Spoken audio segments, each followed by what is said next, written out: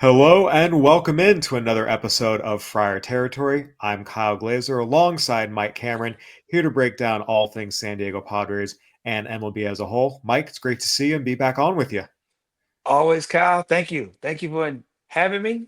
And I'm always grateful to be able to have a chance to talk about baseball, even about the San Diego Padres. Absolutely. Well, Mike, it's a beautiful week.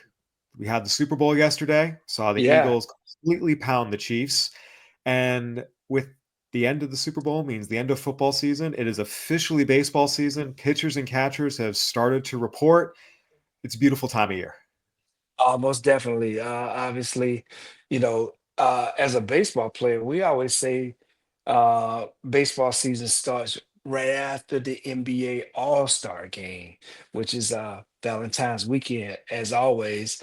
But obviously, due to circumstances, the MLB season starts very early this year with the LA Dodgers uh, and San Diego Padres, right? Cubs, Chicago Cubs. Chicago Cubs going to Japan to start the season very early. So their spring training starts like right now, maybe Yep. yesterday per se. So yeah, it's interesting. It's a great time though. Baseball season is on the horizon and is in the fold.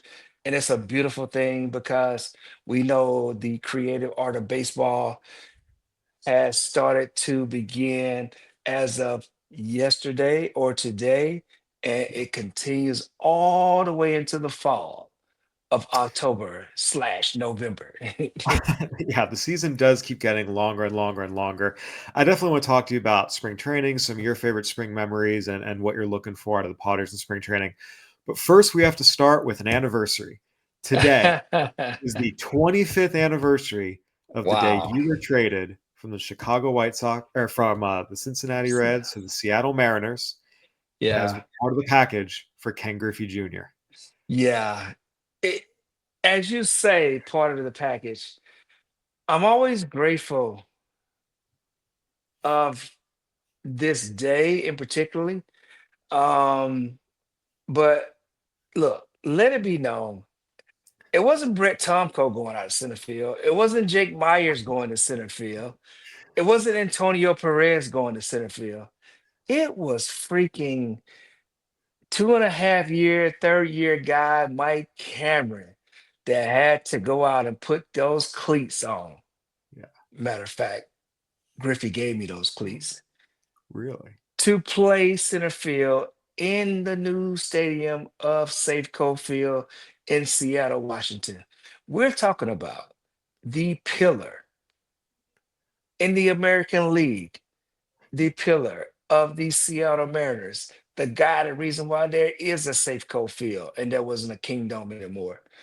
I had to go out and put my feet in place of this guy, which God, no one knows or understands what it's like to be sitting in an apartment in Georgia holding your baby girl, which is now August, September, November, December, January, February. 5-month-old baby girl boo-hooing and crying, like, why? What did I do wrong now? But it was just the fact that Griffey Jr. was going home. And once you understand that, once I got older and understood that, what that meant to the game of baseball, I am eternally and forever grateful for the opportunity and the position that I was put in to play in Seattle in the Pacific Northwest because that is was a part of my home, became a part of my home, and is still part of my home and probably the greatest fanfare um, of my career to particularly play in that space. And it made me really understand and become a man in the game of baseball, man. I'm just everything that was great that was happening in my career at that time in those 4 years, which should have been 5, 6, 7, 8, 9 years. Bavasi. Um, I'm I'm grateful, man. I'm so grateful that I got a chance to experience that. in Seattle. I'm eternally grateful. But it is that day, Yeah. 25 years later, man. Crazy, crazy, crazy time. So I want to ask, where were you when you found out that you've been traded for Griffey, and how did you find out?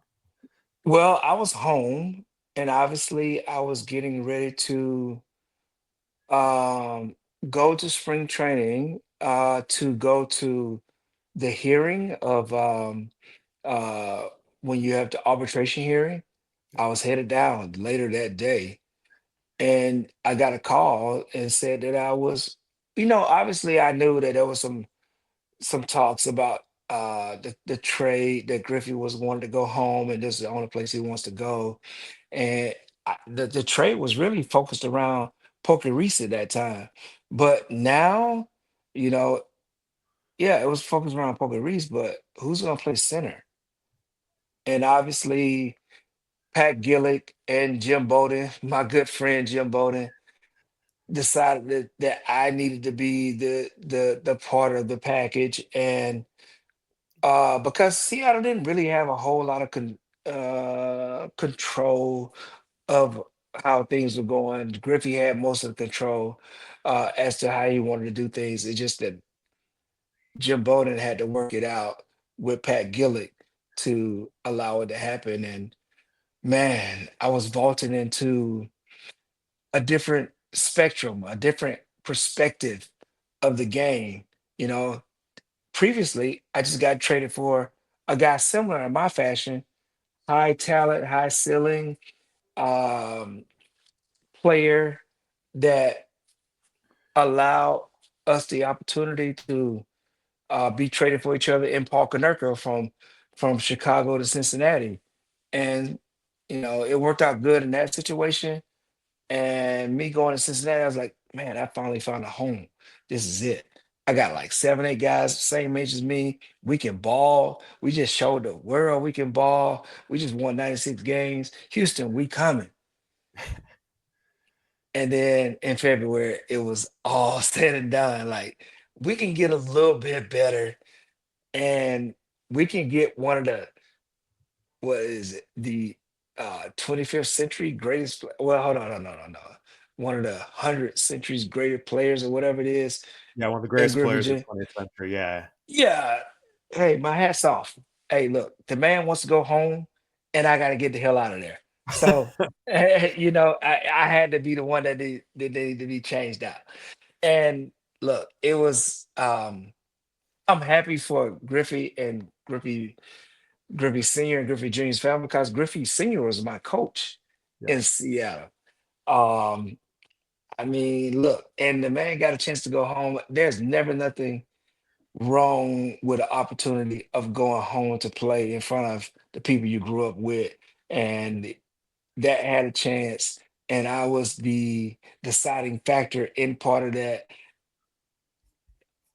my demise in a sense, but I'm grateful forever. I'm grateful forever, man, because when I got to Seattle, the first person who made me feel comfortable with this thing was the manager in Lou Piniella, and then Griffey's sidekick NJ Buhner, and Yeah. his main buddy made it very easy for me for the transition. But look, that was only part of it. It was very difficult. I'm not gonna lie.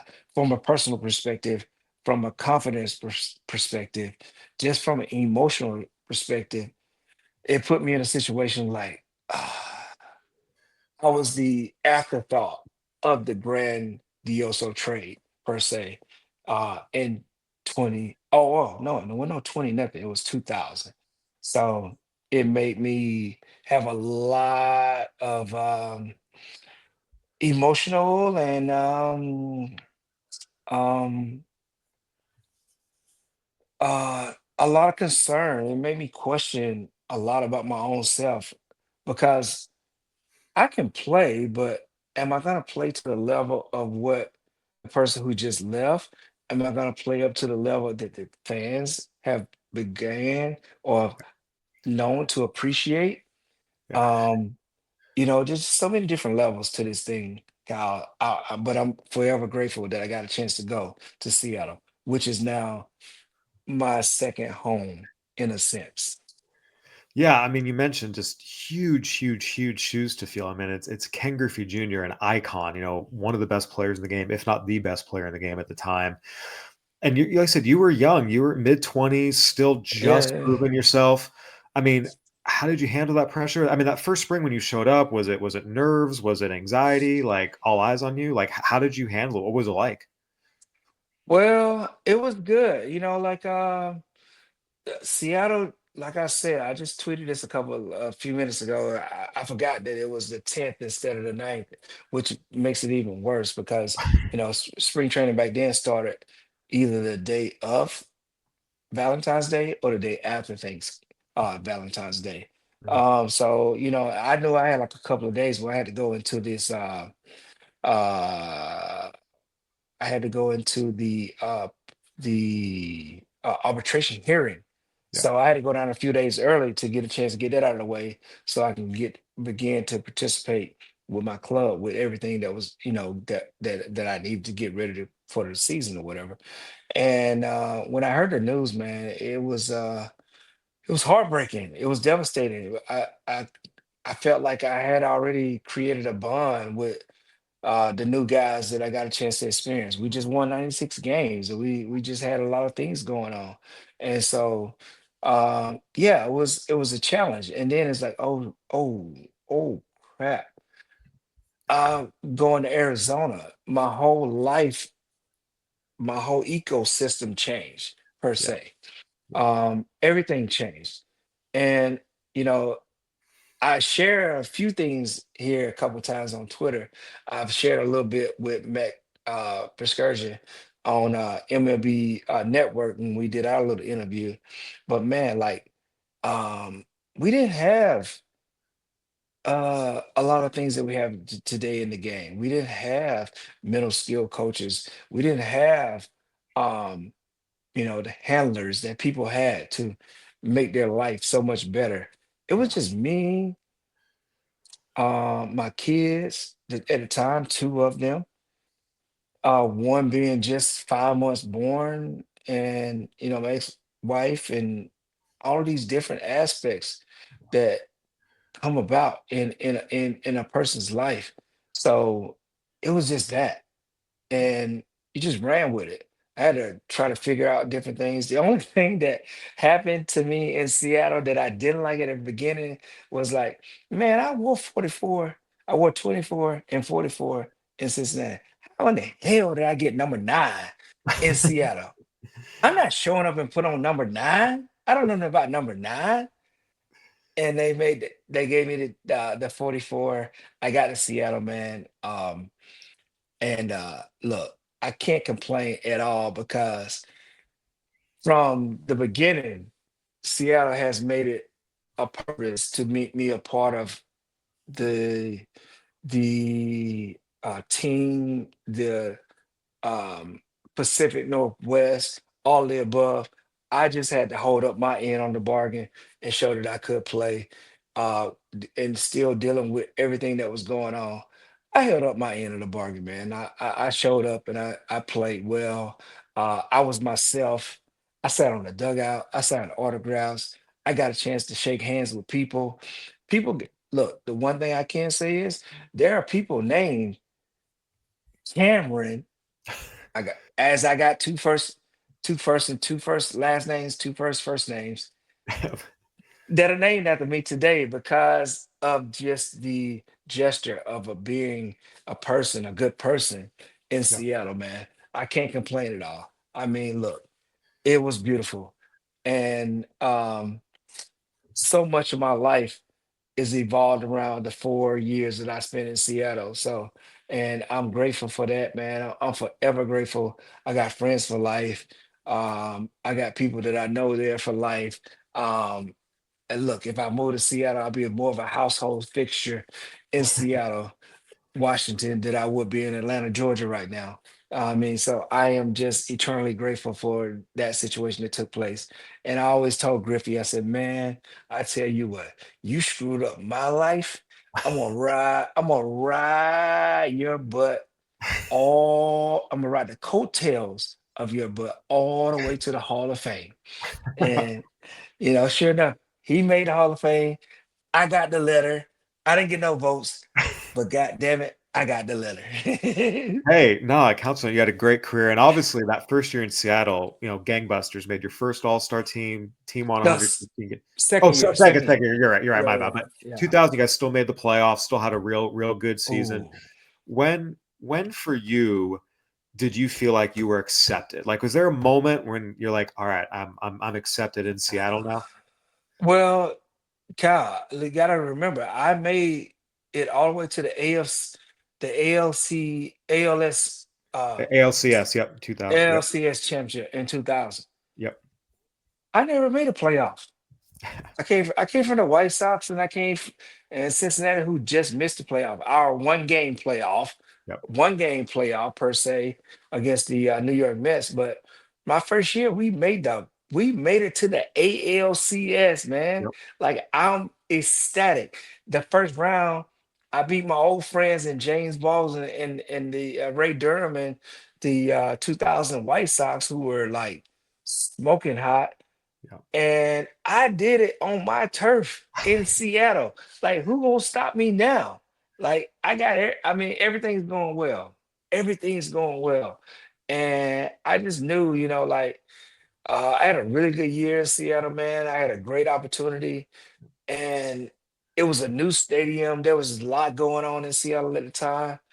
Man, I was so grateful. I was so grateful at that time. Like, what I can all I can do is get Yep. better as time goes on, because now I've took a coat off of everything that's gonna transpire, and man, make sure everything is good. Yeah, I was looking back. What's crazy about it too is those 4 seasons in Seattle, 2000, 2003. You at least were on par with Griffey's performance in Cincinnati, and by some measures outperformed him. So those four years, they traded a legend, but Yeah. you more than filled in. You in some ways outdid Ken Griffey Jr. It's not easy to do. Yeah, yeah, Kyle. Look, I mean, look, I'm not gonna go as far as that. Obviously, the number states one thing or whatever it is, but we also have to understand that Griffey has some injuries in Cincinnati Yeah. that curtail his performance in those latter years. That first year, the guy still put up 40 and 119. He Oh got yeah. hurt. Oh yeah. No, So he could still rake. don't let's not get it twisted. Yeah. Look. I'm grateful. I'm respectful of those aspects and understand what took place. He is still the leader or the head guy of the era of baseball I came up in. So I Yeah. can never, I can never forget that.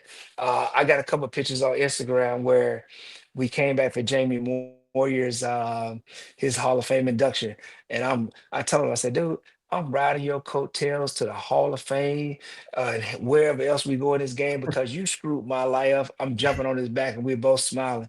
I may see you a picture of that so we can post it on the social media aspect of this thing moving forward. But like, I'm just, like, I was thrilled. I was thrilled to be there. I got his sidekick and Jay Buhner, who took me under his wing, man. And if you look back at when Griffey, I talk about his sidekick a lot, because if when Griffey got inducted into the Hall of Fame of the Seattle Mariners per se, or the blue coat situation, Yep. um, Jay Buhner is the guy that he coined to, if he was to be deceased, to take care of his kids moving forward in life. Yeah. So I understand the correlation of that. Moving, and moving forward in life or whatever it may be. So, I'm grateful, man. I'm great. I'm glad he got a chance to go home. Yeah. On I understood, and I understood the situation of him going back to Cincinnati, where his dad played and where he got a chance to play, where he grew up at. So I understood all of that, that those correlations. But I got a chance to carve out a little few pieces in the Pacific Northwest, because he wanted to go home, and it turned out okay for me too. Turned Uh, out all right. Absolutely. 25 years ago, like you said, a lot of uncertainty when it happened, but it turned out to be, one of the best things to happen to you in life and baseball, and you're a Mariners legend because of it. Mike, obviously there's so much more we could go into here, but we do have to talk about the Yeah, Padres a little bit. It's been definitely. an adventurous couple of days. We've talked a lot about the additions they need to make.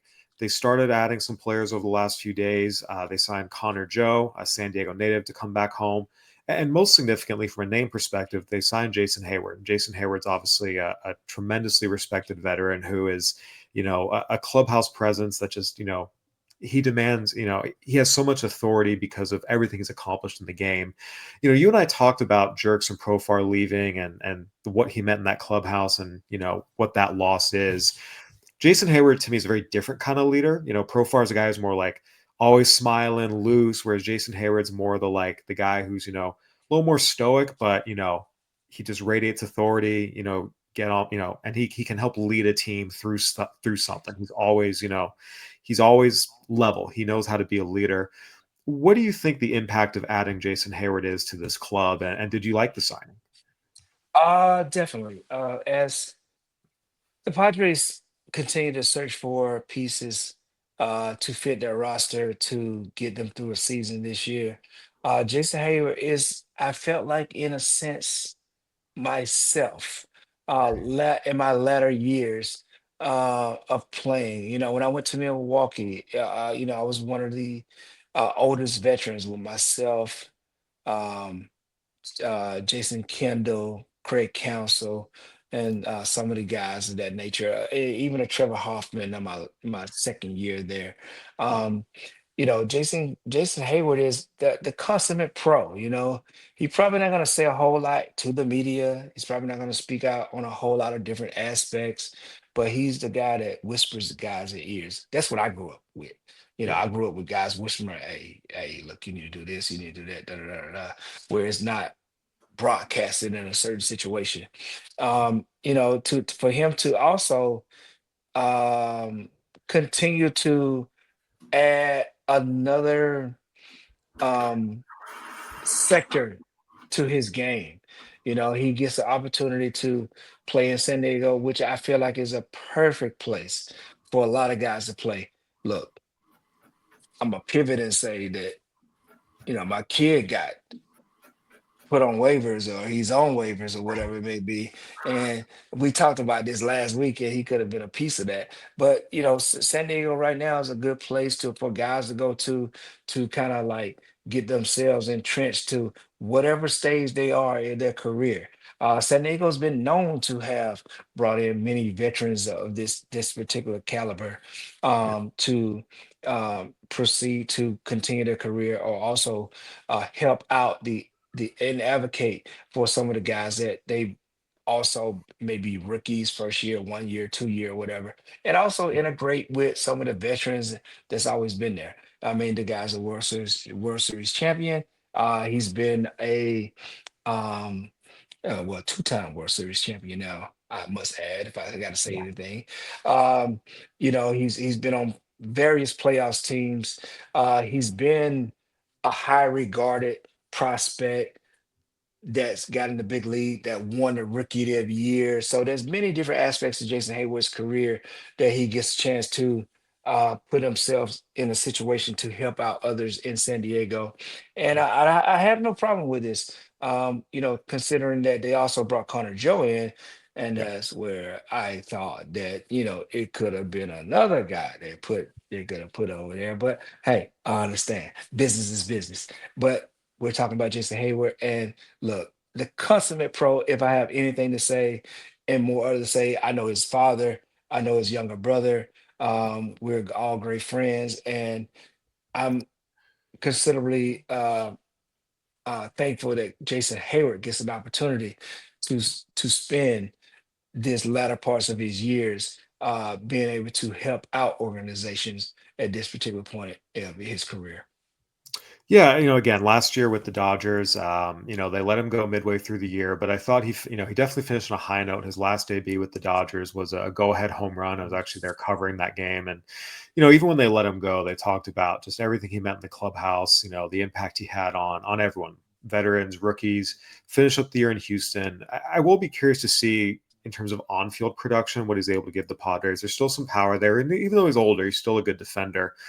The idea would be to platoon him. Him and Connor Joe platoon Yeah, in left field. And one thing, you mentioned sort of the production. We saw the Padres last year bring in some older guys like David Peralta, Donovan Solano, guys mid 30s, upper 30s, who their production had fallen off, and they were able to actually like get them, back to being a little more productive. And so I'm yeah. really curious to see if Victor Rodriguez, Tim Leeper, the hitting coaches and the apparatus there can maybe help Jason Heyward have a similar kind of bounce back. You mentioned you're an older player when you do get older, and some of the just with age, the bat speed starts to slow a little bit. Some of that Yeah. old athleticism and energy aren't there anymore. What are some of the things you found helped you, still be productive at an advanced age? Was it just changing up your swing, doing different type of work? Like what are the kind of things that coaches can do to help an older player, find it a little bit again? Well, one cat. Look, I didn't feel like I lost bat speed until my final year of playing, and I was at the age of 38. Mhm. Where it started. If you can't catch up with the fastball, Yeah. then that's when you're like, oh, you gotta psychologically, you always start to speed up a little bit, and that what makes you susceptible to a lot of different things. But in Jason Hayward's situation, um, I think as you get as an older player, your knowledge and what you've gained from that aspect plays a big part where you can't do certain things physically anymore. Your knowledge still accesses a lot for you. And so you understand what you can and can't do. So that makes you a less of a risk type player per se. You know what you can do. You don't try to go above and beyond that. You're gonna have days where you feel a little bit better than you don't do, than than you don't per se. And it's up to Jason to hold up his end on the bargain. As Priller brings them in as to say, hey, I need for you to give me 325 at bats against these righties, and I need for you to hold your end on the bargain and be uh, as productive as you can, you know, because once you start to go under that, over a course of a couple of months, they're going to start to look in different phases depending on how the team goes. So I need you to give me what I brought you here for. I need you to give me the leadership qualities. I need for you to still play quality defense. I'm not looking for excellent defense. I'm looking for quality defense. And in San Diego, he should be able to do that with the marine layer still out there. And also I'm also bringing you into a team that still has a chance to make the playoffs. Yeah. You have playoff experience. You have World Series experience. You have experience, period. I need for you to uphold a bargain on that. I need for you to help some of the younger guys that the Machados don't talk to, or the um, Tatis don't talk to, or the pitchers or whatever it is. So it's up to his end. It's up to him to hold his end of the bargain on those particular aspects as the team tries to find the right pieces moving forward for the 2025 championship baseball season. Yeah, you mentioned that veteran leadership, and we've talked about it. And look, Hayward provides it in spades, but I think your perspective is really important here. How valuable is it to have that veteran leadership? Because you've played both roles. You've been the veteran leader, you've been the young guy, you've seen it from both ends. How much of an impact does it actually make? So all of the people out there today who are so entrenched into the analytical situations, the analytical GMs, the analytical department, you have somehow washed out that this part of the game where you think that chemistry and veteran leadership is a very minimal part of the game. I don't think you understand how much having veteran leadership, veteran players on your team where they don't put up the prestigious numbers that you love to see. They don't fit into the analytical, uh, glorified numbers that you guys particularly like to see. The veteran leadership is the ones that teach your young players how to be professionals. They teach their how to be professionals on the field, how to be professionals off the field.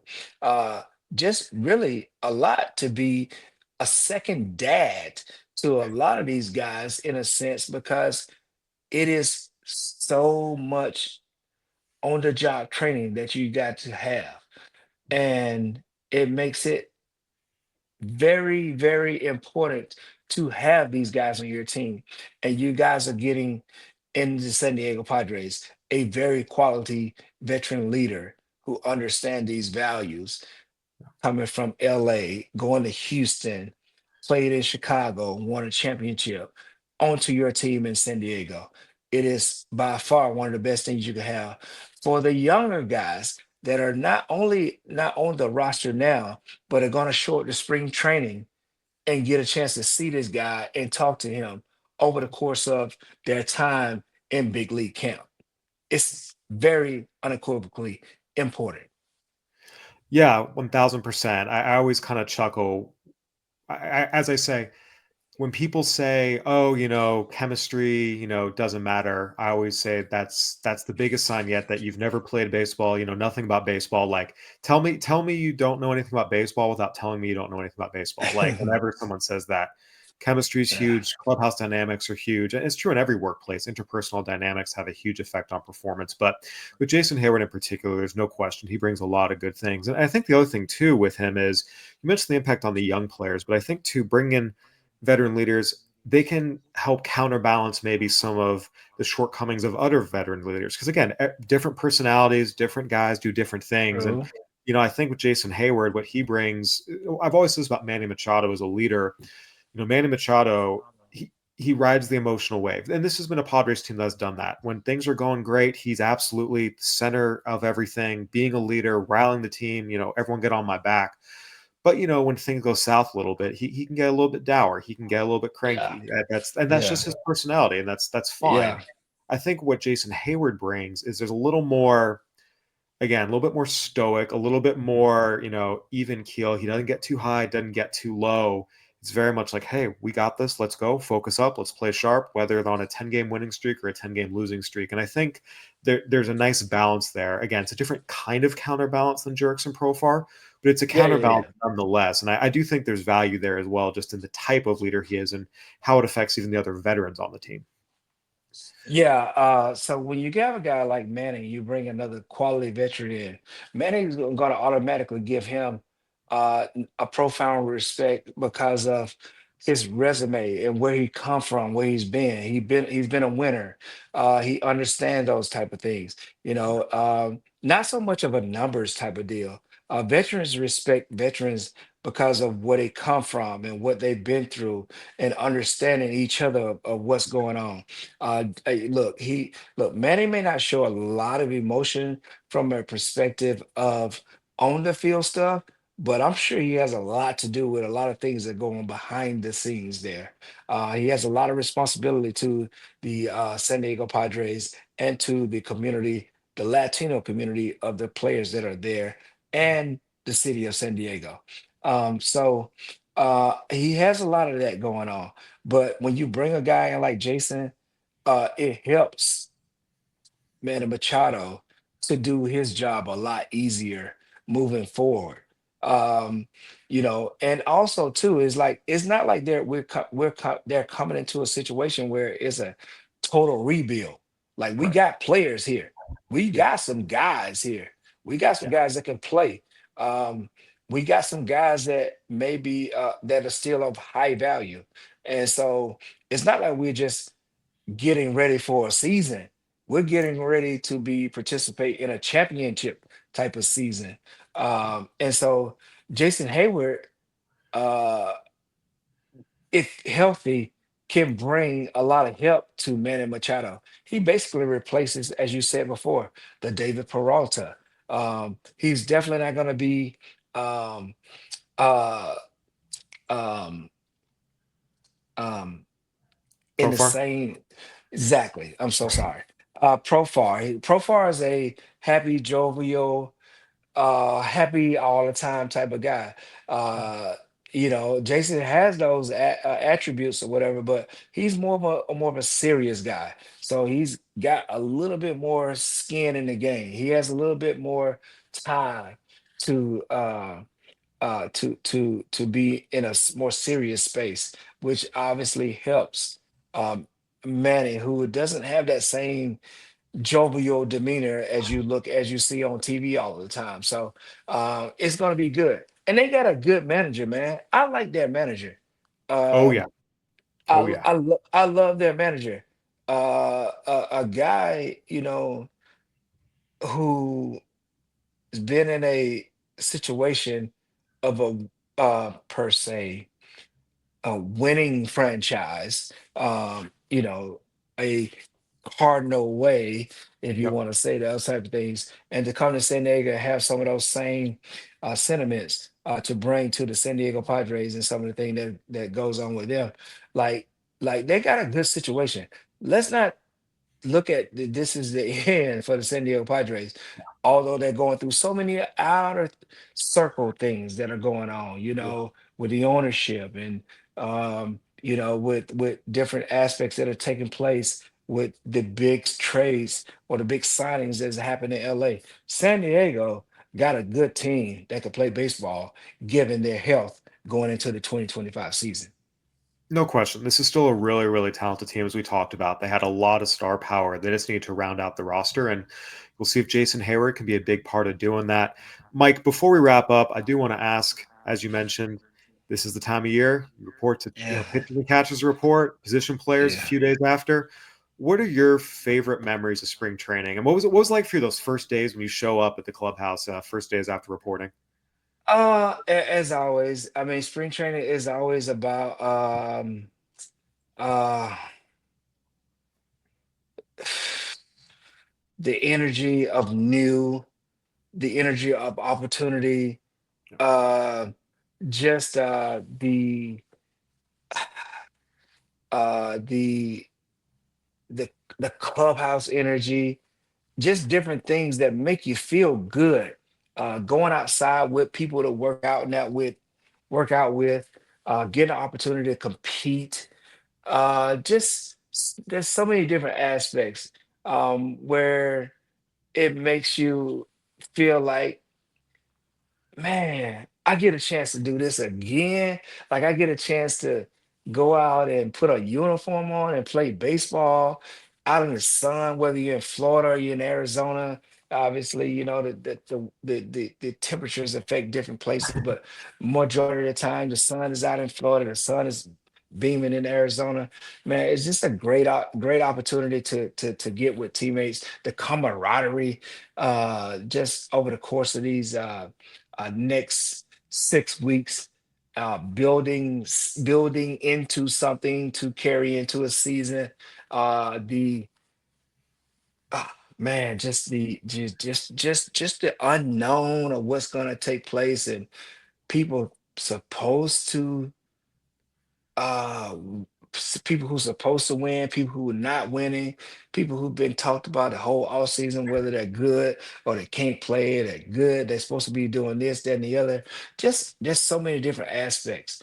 And when you walk in there with your brethren in that spring training, you know that you're building something to get to an October opportunity to have a chance to compete for the trophy or play in the I call it the big league playoffs. To get a chance to do those type of things, man. There's so much excitement.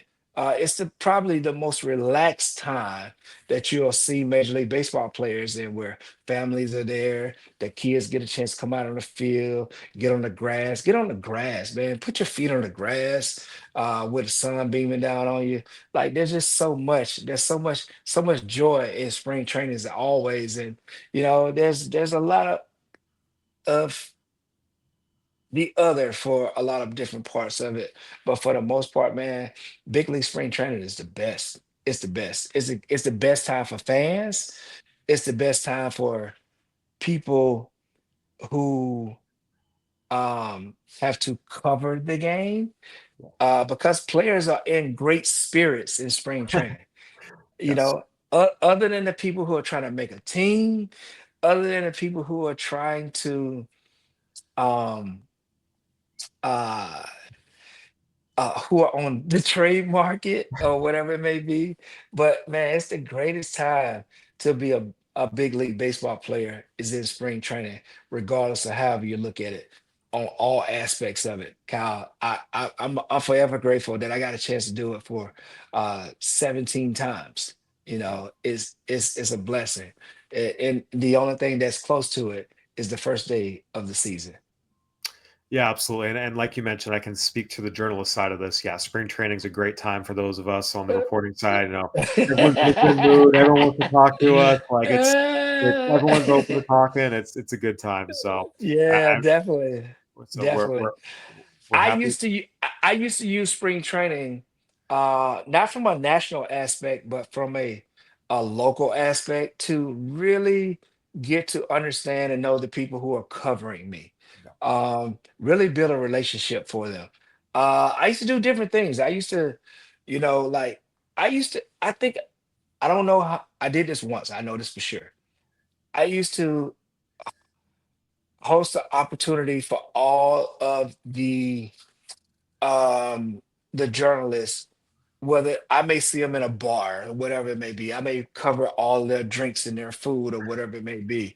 I did that. I know I did it in New York because I was so scared about, the media coverage in New York. But just like hosting people who, I understood they're genuine. They're people who are trying to actually do a job more than report how bad I am, whatever it may be. So I understood that, this man is just a man as me and he got a family and everything else. So I understand we're going through the same things. We have different agendas, we have a job to do, and that's that. I've always tried to be respectful of those things and always tried to understand the person who's covering me. Not only men, just women also. Just, showing appreciation for what's transpiring. I never lost sight of, I'm me and everything revolves around me. I understand that everything is in the space of where we're at.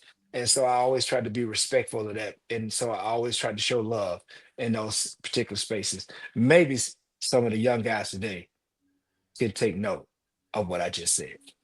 Hey, I can tell you as a reporter, Dros, I would love that. I have to say, the New York media contingent's pretty large. How big was that tab? Oof. How big was that tab?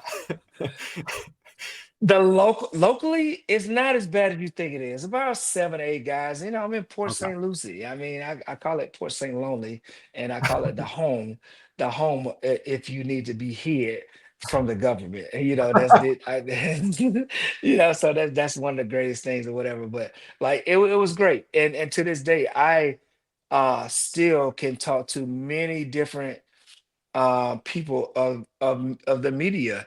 As myself, I'm involved in it sometimes per se.